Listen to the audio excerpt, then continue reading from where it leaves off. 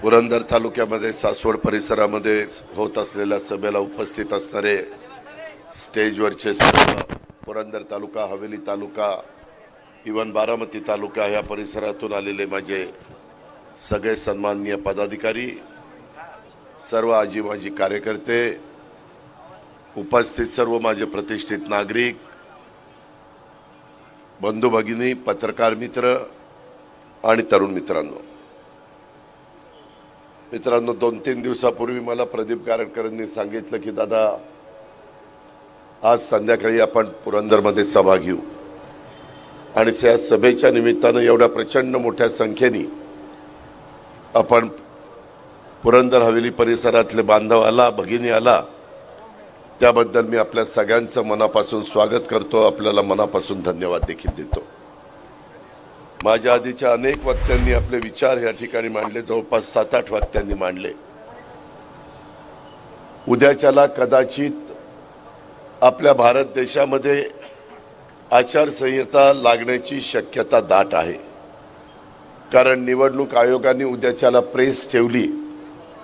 माझा आजपर्यंतचा जो राजकीय अनुभव आहे त्यामध्ये निवडणुकीच्या काळात प्रेस ज्यावेळेस ठेवली जाते त्यावेळेस ते आचारसंहितेच्या निमित्तानं निवडणुकीचा प्रोग्राम, कधी फॉर्म भरायचे, कधी मतदान येणार, कधी विड्रॉल करायचं वगैरे वगैरे वगैरे। आणि देशाची निवडणूक जम्मू काश्मीर पासून कन्याकुमारी पर्यंत असल्यामुळे, इकडे गुजरात पासून पश्चिम बंगाल पर्यंत असल्यामुळे तिथं साहजिकच आपल्याला 6 टप्प्यामध्ये तरी मतदान होतं। आपल्या महाराष्ट्रामध्ये साधारण 2 टप्प्यामध्ये मतदान होतं। मित्रांनो, आत्ताची देशाची परिस्थिती जर आपण बघितली, विशेषतः ज्याचा उल्लेख प्रदीप गारटकरांनी केला, आणि त्याच्यामध्ये लोक देखील विचार करतायत। आज जगामध्ये भारताची मान शान ही निश्चितपणे गेल्या 10 वर्षामध्ये वाढवण्याचं काम केलेलं आहे। मित्रांनो, एकंदरीतच गेले अनेक वर्ष, 91 साली तुम्हीच पुरंदरवासियांनी मला बारामती लोकसभा मतदारसंघामध्ये 3.5 लाखाच्या मताधिक्याने विजयी केलेलं होतं। मला 4.5 लाख मतं होती आणि विरोधी पक्षाच्या उमेदवाराला 1 लाख मतं होती। माझी पार्टी कोरी होती, फार काही माझ्या पुरंदरमधल्या वासियांचे माझे संबंध नव्हते। कुठेतरी बारामतीच्या परिसरामध्ये काम करणारा एक छोटा कार्यकर्ता या नात्याने तिथली छोटी मोठी कामं मी करायचो, पण तुम्ही विश्वास दाखवला आणि मला निवडून दिलं, त्याच्यामुळं मला राजकारणामध्ये संधी मिळाली। त्याच्यानंतरच्या काळामध्ये काही घटना अशा घडल्या, देशाचे पंतप्रधान PV नरसिंहरावजी झाले, त्यांनी मला सांगितलं की अजित 6 महिने तू राहायचं, विश्वासदर्शक ठराव पास झाल्यानंतर तू राजीनामा द्यायचा आणि तू बारामती विधानसभा मतदारसंघात जायचं आणि साहेबांनी लोकसभा मतदारसंघामध्ये लढवायचं। शेवटी देशाच्या पंतप्रधानांनी सांगितलं, त्यावेळेस काँग्रेस एक संघ होता, काँग्रेसच्या नेतृत्वाने सांगितलं, मी कुठलाही आढावेढे न घेता त्या बाबतीमध्ये ताबडतोब राजीनामा दिला। मित्रांनो, एकंदरीत नंतर महाराष्ट्राच्या राजकारणामध्ये काम करत असताना अनेक चढ उतार मी पाहिले। आज देखील ज्या काही घटना घडल्या, मला माझ्या पुरंदरवासियांना, खालच्या हवेली परिसरातल्या माझ्या बांधवांना, भगिनींना सांगायचं आहे, मी वैयक्तिक माझ्या स्वार्थाकरता काही केलेलं नाहीये। मला गेल्या 33 वर्षात तुम्ही आमदार केलं, खासदार केलं, राज्यमंत्री केलं, मंत्री केलं, उपमुख्यमंत्री केलं, विरोधी पक्ष नेते पद दिलं आणि पुणे जिल्हा मध्यवर्ती सहकारी बँकेचं 7 वर्ष चेअरमनशिप दिली। मला भरभरून देण्याचं काम माझ्या जिल्ह्याने केलं, ह्या परिसराने केलं। परंतु ज्यावेळेस आम्ही निवडून आलो, खरं तर सरकार होणार होतं भाजप शिवसेनेचं, कारण ते एकत्र लढलेले होते, 2019ची गोष्ट, आणि त्याच्यानंतर आम्ही आघाडीमध्ये लढलेलो होतो। पण काय कुठं माशी शिंकली माहिती नाही, आणि वेगळंच राजकीय गणित जे देशातल्या राज्यातल्या कुणी मनामध्ये आणलेलं नव्हतं, अशा पद्धतीचं बदल घडला आणि उद्धव ठाकरे मुख्यमंत्री झाले। मी त्यांच्या मंत्रिमंडळामध्ये उपमुख्यमंत्री म्हणून काम केलं. करोनाचा काळ आम्ही अतिशय धीराने त्याला तोंड दिलं. लोकांचे जीव वाचवण्याच्या करता पडेल ती किंमत मोजावी लागली तरी चालेल म्हणून सकाळीच मी मंत्रालयामध्ये येऊन बसायचो. जर मंत्रालय चालू नसेल तर महाराष्ट्र ठप्प होईल अशा प्रकारची भावना माझ्यासारख्या कार्यकर्त्याच्या मनामध्ये निर्माण व्हायची. मला काहींनी सांगितलं कशाला जाता 8 वाजता 8:30 वाजता, करोना झाला तर वर जावं लागेल, काय राहणार नाही. म्हणलं काळजी घेऊन काम जर आम्हीच केलं नाही तर जनतेने कुणाकडे बघायचं. आज जनतेचं प्रतिनिधित्व आम्ही करतोय. त्याच्यामुळं अशा प्रकारच्या प्रसंगाला हे सामोरं गेलं पाहिजे. मित्रांनो, जवळपास तिजोरीमध्ये कुठलाही टॅक्स येत नव्हता. सगळे कारखानदारी बंद पडली होती. कामगार त्या ठिकाणी घरी बसलेले होते, उद्योगपती घरी बसलेले होते. कितीतरी जण वेगवेगळ्या ठिकाणी जाऊन, ज्यांना परदेशात जाता आलं, ज्यांना इतर ठिकाणी जाता आलं, त्या बाबतीमध्ये फार्म हाऊसवर जाऊन ही लोक राहत होती. पण राज्य तर चाललं पाहिजे आणि त्याच्यातनं एवढा मोठा पगार करणं, बाकीच्या गोष्टी करणं, ॲम्ब्युलन्स देणं, पॅरामेडिकल स्टाफ देणं, नर्सेस देणं, डॉक्टर्स देणं, आमच्या पोलीस दलाने अतिशय चांगल्या पद्धतीनं जीवाची पर्वा न करता बंदोबस्त ठेवलेला होता. हा आपण सगळ्यांनी पाहिला. सगळं चिडी चूप झालेली होती. काही काही ठिकाणी प्राणी हे रस्त्यावर येऊन फिरत होते. अशा प्रकारचा काळ कधी आपण स्वप्नात देखील आणलेलं नव्हतं की असाही काळ येऊ शकतो. पण चायनामध्ये आलेला हा करोना उभ्या जगाला त्यांनी व्यापलं आणि ही सगळी परिस्थिती पुढे आली. त्याच्यातून कुठं सावरलो तरच राजकीय काही घडामोडी झाल्या. एकनाथराव शिंदे साहेबांनी काही वेगळी भूमिका घेतली. पण त्यावेळेस माझे सगळे आमदार, जवळपास आम्ही MLA MLC धरून 60 पेक्षा जास्त आमदार होत राष्ट्रवादी काँग्रेस पक्षाचे. पुरंदरवासियांनो, 50 आमदारांनी सांगितलं की अजित पवार, तुमच्या मतदारसंघामध्ये कामं झाली ठीक आहे, कारण तुम्ही अनेक वर्ष 7 वेळेला निवडून आलेलात. तुम्ही जवळपास 35 वर्ष टर्म संपेल तेव्हा आमदार म्हणून राहिलेला आहात. आम्ही नव्या दमाचे पहिल्या टर्मचे आमदार, कोण दुसऱ्या टर्मचे आमदार. आम्ही काय करायचं? आम्ही जनतेला काय सांगायचं? पहिली वर्ष गेली करोनामध्ये आणि आता सरकार गेल्यानंतर काम कुणी करायचं? त्याच्यानंतरच्या काळामध्ये सगळ्यांनी ठरवलं त्याच्यातनं सरकारमध्ये जायचं आणि म्हणून त्या आमदारांची कामं होण्याच्या करता, तिथल्या जनतेची कामं होण्याच्या करता, त्याच्यातून नरेंद्र मोदी साहेबांचं एक जबरदस्त नेतृत्व, जे पंडित जवाहरलाल नेहरूजींच्या नंतर आपल्याला करिश्मा असणारा नेता म्हणून लाल बहादूर शास्त्रीजींना बघायला मिळालं, इंदिराजींना बघायला मिळालं, त्याच्यामध्ये राजीवजींना बघायला मिळालं, त्याच्यामध्ये अटल बिहारी वाजपेयी साहेबांना बघायला मिळालं. अशा पद्धतीचे करिश्मा असणारे नेते आणि नंतर मोदी साहेब गेले 10 वर्ष काम करतात. ते काम करत असताना समाजातल्या शेवटच्या घटकाच्या, शेवटच्या माणसाला देखील त्याच्यात कसा मदत होईल याबद्दलची प्रयत्न, भूमिका त्यांनी स्वीकारलेली आहे.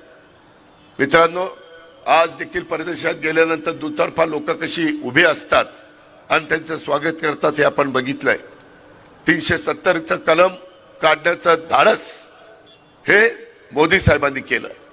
त्यामुळं आता भारतातल्या कुठल्याही माणसाला जम्मू काश्मीरमध्ये जमीन घेता येते. पूर्वी जमीन घेता येत नव्हती. त्याच्यामध्ये कायदाच 370 होता, कलमच 370 होता. एवढ्यावर नाही, त्याच्यामध्ये 500 वर्ष श्रीरामाचं मंदिर बांधलं गेलेलं नव्हतं. त्याच्यामध्ये ते बांधलं गेलं. त्याच्यातनं बरेच माझे सहकारी, बरीच जनता भारतातली त्यांनी समाधान व्यक्त केलं.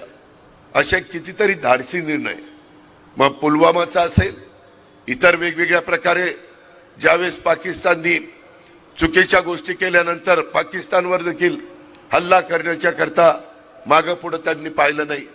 चंद्रयान पाठवायचा प्रश्न असेल, इतर कोणतेही महत्वाचे प्रश्न असेल, तुम्ही बघा नॅशनल हायवेची कामं या 10 वर्षात किती झाली, वंदे भारत सारख्या ट्रेन किती सुरू झाल्या, जाळं रेल्वेचं कसं संपूर्ण माझ्या देशामध्ये निर्माण झालं. मेट्रो सारखे प्रकल्प कशा पद्धतीनं पुढे आले, दळणवळणाच्या करता अनेक विमानतळ निर्माण केली, जलवाहतुकीच्या करता अनेक बंदरं, अनेक पोर्ट आपल्या भारतामध्ये तयार करण्याचं काम चाललेलं आहे. मोठ्या प्रमाणावर कमी व्याजाने जपान सारखं राष्ट्र 0.5% आपल्याला त्या ठिकाणी पैसा देतात डेव्हलपमेंटच्या करता.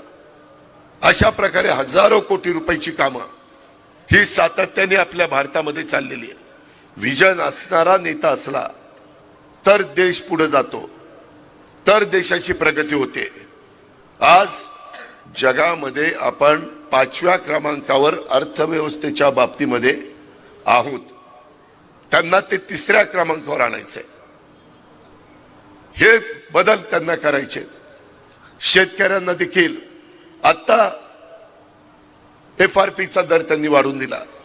सातत्याने वेगवेगळ्या मालाला किंमत कशी मिळेल याबद्दलचा प्रयत्न त्यांचा चाललाय. 80 कोटी लोकांना मोफत धान्य देण्याचा कार्यक्रम आहे. प्रत्येकाला घर देण्याचा आता नवीन कार्यक्रम आलाय. मागच्या काळामध्ये फक्त आदिवासी आणि मागासवर्गीय समाजाला घरं मिळायची. आता इकॉनॉमी विकर सेक्शन मधल्या माझे NTचे असतील, ओपनचे असतील, OBCचे असतील, अल्पसंख्याक असतील, कुठल्याही घटकाचे असू द्यात, त्या सगळ्यांना ते फक्त त्यांचं उत्पन्न आर्थिक कमी असलं पाहिजे, ते गरीब असले पाहिजे, त्यांना सगळ्यांना घर देण्याचा कार्यक्रम आज उभ्या भारतामध्ये चाललाय. आणि त्याच्याकरता एका घराला केंद्र सरकार, राज्य सरकार मिळून 2.5 लाख रुपये देतं.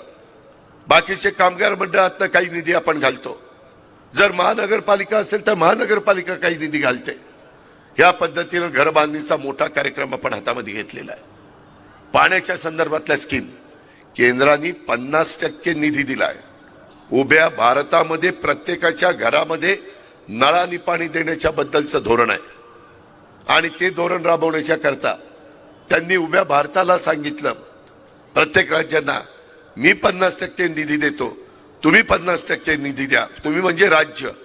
आणि संपूर्ण आज देशाला स्वातंत्र्य मिळून 75 वर्ष झाली. आया बहिणींना कुठेतरी हंडा घेऊन जावं लागतं, त्यांना पायपीट करावी लागते, हे बरोबर नाही. आणि तशा पद्धतीनं करोडो रुपयाची कामं आज चाललेली आहे. निसर्गाच्या पुढे तुमचं माझं काही चालत नाही. दुष्काळ परिस्थिती आहे. आताही बोलत असताना मला अनेक निवेदन आली, पाण्याचे टँकर सुरू केलेले आहेत पण कमी पडतात. उद्या आचारसंहिता सुरू झाली तरी दुष्काळाची कामं करण्याच्या करता आचारसंहितेची बंधनं नाही. जे राज्यकर्ते असतात त्यांना जर जनतेने टँकर मागितले, जनावरांच्या चारा डेपो मागितले, चाऱ्याकरता ज्या काही प्रश्न असतील ते मागितले, काम नसेल तर त्यांच्या हाताला मजुराला काम देण्याच्या करता त्या बाबतीमध्ये निर्णय घ्यायचा असेल तर तो असेल. अशा कितीतरी गोष्टी. आताच मला उपाध्यक्ष PDCC बँकेचे सुनील चांदेरन, अध्यक्ष दिगंबर दुर्गाडे सांगत होते की दादा, कालच सरकारने कळवलेलं आहे शेतकऱ्यांचं पीक कर्जाचं व्याज त्या ठिकाणी घेऊ नये, त्याच्यामध्ये एक मदत म्हणून तशा प्रकारचा आदेश काल काढण्यात आलेला.